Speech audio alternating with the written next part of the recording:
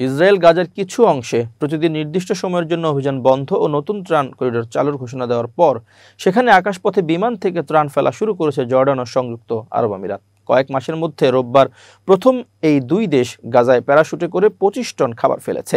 জর্ডানের এক কর্মকর্তা এই কথা জানিয়েছেন। তাছাড়া জর্ডান স্থলপথে গাজায় সাহায্য সরবরাহ করছে মিশরও।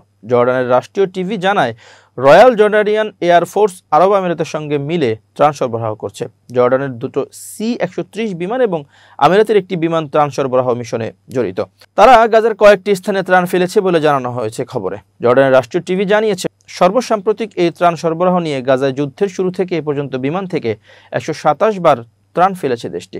গাজার ইমাদ নামের এক স্থানীয় সাংবাদিক আল মাওয়াসি থেকে বিবিসিকে সাম্প্রতিক এই ত্রাণ সরবরাহ সম্পর্কে জানিয়েছেন এবং মাঠ পর্যায়ে এই ত্রাণ সংগ্রহ করতে যাওয়ার বিপদের কথাও বলেছেন। তিনি জানান, আকাশ থেকে ফেলা বেশিরভাগ খাবারই বস্তায় গাজার অসামরিক এলাকাগুলোতে পড়েছে, যেখানে কেউ কেউ ত্রাণ আনতে গেলে বিশাল ঝুঁকিতে পড়বে, কারণ ওই এলাকাগুলোর লোকজনকে সরিয়ে দেওয়া হয়েছে এবং এলাকাগুলো ইসরায়েলের নিয়ন্ত্রণে আছে। তবে একটি ভালো খবরও আছে জানিয়ে সাংবাদিক ইমাদ বলেন, মিশরের রেড ক্রিসেন্ট জানিয়েছে আরও বেশি ত্রাণের ট্রাক গাজায় ঢুকতে দেওয়া হবে। ত্রাণ সংস্থাগুলো বরাবরই বলে আসছে যে আকাশ থেকে যে পরিমাণ ত্রাণ ফেলা হচ্ছে তা গাজায় খাদ্য সংকট কাটানোর জন্য যথেষ্ট নয়।